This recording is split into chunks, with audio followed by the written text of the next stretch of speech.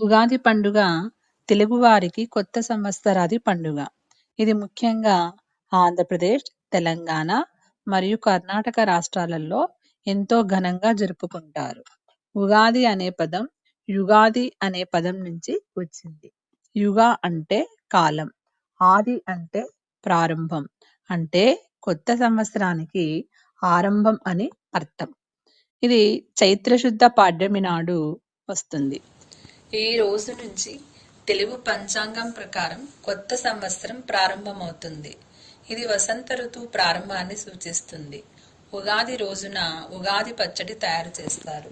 ఇందులో 6 రుచులు ఉంటాయి. తీపి, బెల్లం సంతోషం కలిగిస్తుంది. పులుపు చింతపండు నుంచి వస్తుంది, ఇది ఆశ్చర్యం కలిగిస్తుంది. చేదు వేప పువ్వు దుఃఖం, కారము మిరప కోపం, ఉప్పు ఆసక్తి, వగరు భయం. ఇవి మన జీవితంలో ఉండే భావాలను సూచిస్తాయి. తెల్లవారుజామున లేచి స్నానం చేసి కొత్త బట్టలు ధరించడం, ఇళ్లను మామిడి తోరణాలతో అలంకరించడం, దేవుడికి పూజలు చేయడం, పంచాంగ శ్రవణం వినడం, కొత్త సంవత్సర ఫలితాలు తెలుసుకోవడం, కుటుంబంతో కలిసి పండుగను ఆనందంగా జరుపుకోవడం.